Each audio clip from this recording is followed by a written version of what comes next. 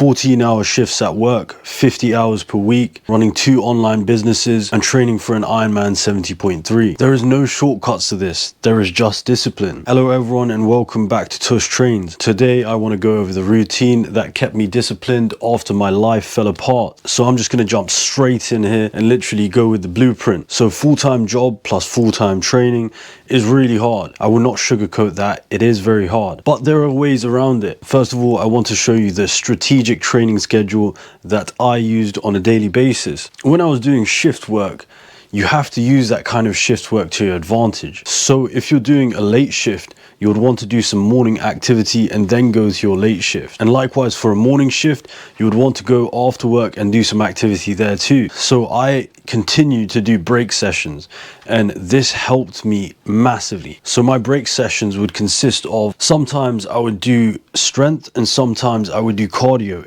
depending upon the day and depending what I am training for. If I had 1 hour, for instance, I had to use that 1 hour very, very wisely. So some days I would use that 1 hour for resistance training and some days I would use it for cardio. Namely, because I'm training for an Ironman, it would be swim, bike, run. Now, one thing that is completely mandatory and a non-negotiable is 3 days of full body resistance. Now, this 3 days of full body resistance is exactly what you need to actually progress your life. In so many ways, it's helped me. It's helped me develop the discipline to actually go to something, even something that you don't want to do. You just go to it, do it, and you'll feel great afterwards. Full body resistance helps you keep in check, like it builds you muscle. That's the main thing. Once you're building that muscle, you can also maintain your muscle. So you're not just building, you're maintaining the muscle you already have. And this is paramount. It's critical for you to do this. Now, if I was having a short shift, let's say that you're doing shift work and you're, I don't know, cashiering for someone. You go in from the hours from 12 to 6. Now, what you want to do in this case is you want to spend your mornings doing something such as swimming, biking or running, and then you would spend your evenings doing something else like resistance training, because that would allow you to have a 6-hour gap in between training, which is vital because your body needs to process that information differently. If you're doing endurance training as opposed to doing strength training, your body needs to actually adjust between those two and have a 6-hour period in between them. Just bear that in mind when you're creating your own schedule. Now, another thing with strategic training is recovery is also training. Now, that type of thing, it never sat quite well with me because I thought recovery was just laying and doing absolutely nothing, and that didn't sit well with me at all. So I now found out something called active recovery, which is beautiful because now I know that I can recover just doing exercise. So that's a plus. Now, number 2, I want to go into resistance and endurance balance. You need to have a balance between these two. If you're training for something like the Ironman, you need to actually have a balance between these two and consider a few things. My full body strength sessions are rigorous. They are full of intense activity. And every time I go in there, I spend about 90 to 120 minutes, depending on what I'm doing that day. But usually those are the times I would spend. So 1.5 hour to 2 hours worth of training. So if you have 14-hour days, for instance, you only have 1 hour break period between that. That 1 hour break period, you need to actually manage that quite well.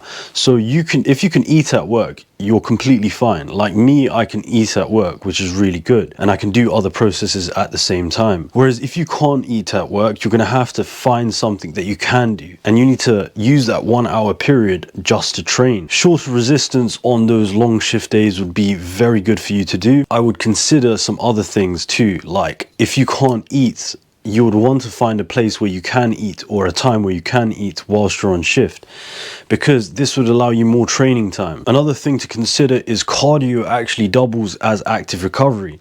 Now, like I said, I didn't like the whole term recovery, but now I can actually look at it and be like, okay, I can actively recover this one day. So I don't actually need to rest fully. I can just literally do active recovery.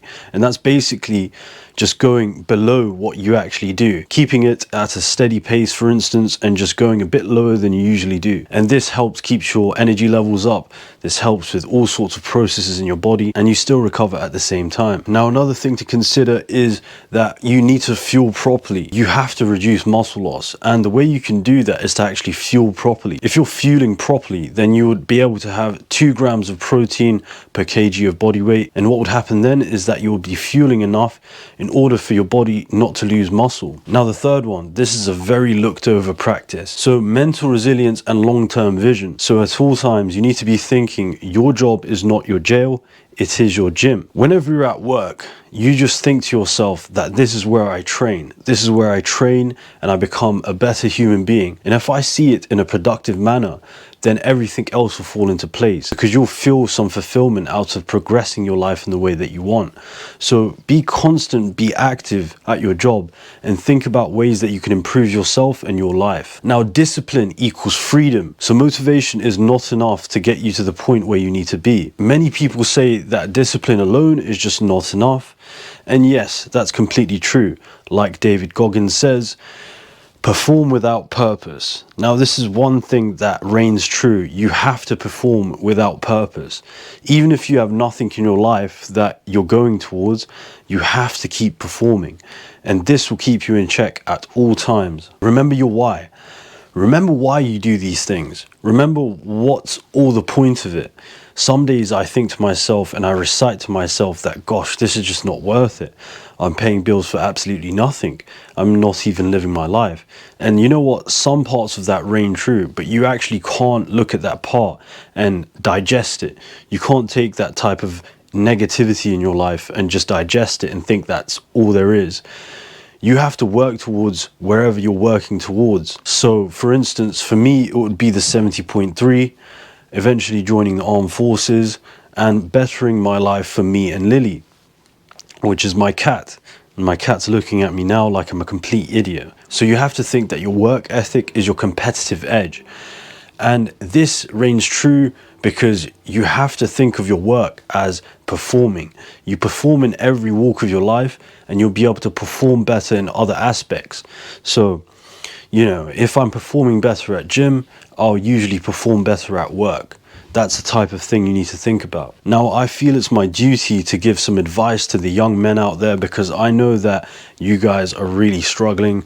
I know that it's a really hard time for you guys right now. And like everybody says that it's a man's world and stuff like that. I completely disagree. I think it's more of a woman's world nowadays. So women have the advantage in many sectors and many areas and many walks of life. So I believe in helping out the underdog. And at the same time, I want to give you guys some solid advice that helped me when I was younger. I'm 27 now, but when I was younger, I needed a lot of help and I just did not get that. I did not get somebody telling me exactly what to do and when to do it. I never got the proper advice. It's a real hostile environment for a young male just trying to live his life and trying to level up. And sometimes it can feel like 1 step forward and 2 steps back. But I just want to share you some critical pieces of information that helped me along my journey. Now, one thing I always say is don't wait for the perfect conditions because they do not exist. When I was young, I used to wait for the perfect conditions. I used to wait until everything was correct so that I could make my move. But the problem with that is that once you wait till everything is correct, that opportunity that you just had is gone. It's literally in the dust and you're just gone. You can't actually go after that opportunity. You can't see it anymore. And the perfect conditions just don't exist. What the perfect conditions are in your brain is just something you completely made up. This stuff in your brain, it does not exist. The perfect conditions will never exist. So you just have to do it anyway and make best with what you have. Play with the cards that you're dealt and play them wisely. Now, another point to have here is discipline builds confidence, not motivation. So my confidence did not come from motivation alone.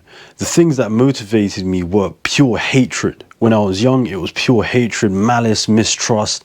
All of these things motivated me to get up off my arse and actually do something, change my life and be proactive. Now, discipline actually breeds confidence because if you're disciplined to do things, you will actually be more confident in things you do. Try to be as disciplined as possible. But I want to say that motivation is not enough. Discipline is not enough. You have to perform without purpose, like David Goggins says. If your life is a mess, Structure and fitness will get you control back. My life was in shambles. I've gone through so much, and there's been so many times where I wanted to give up. And the only two things in my life that were constant were fitness and structure. Now, I had this structure that was so comforting for me to have. The structure allowed me to continue with my daily routine. It allowed me to continue with my fitness, and I knew what to expect from the day. The uncertainty of everything else made me so worried. It made me worried. It made me anxious. It made me have panic attacks. It made me have all sorts of nasty things, and I could not deal with the overwhelming emotions of it all. But now I can, because I got structure and fitness, and this gave me some control over my life and how I wanted to live it and what way I wanted to go. Now, when it comes to the gym or fitness, you do not need fancy supplements, and you do not need a dream job. What you need is a schedule and a reason. You need to think about that reason why in your head. You need to think about why you're doing all of this. Is it worth it at the end? But like, you can't even think that. Is it worth it? No, you just have to do it. You have to think that, look, this is where I'm going. This is my reasons, and I'm going to do it anyway. You know, don't let anything get in your path. Just have that schedule and have some control over your life, because people think having a schedule is not having control over your life. But let me tell you something. Who's the one scheduling these things in? It's going to be you, right? So just bear that in mind. Now, another thing that's very, very personal to me.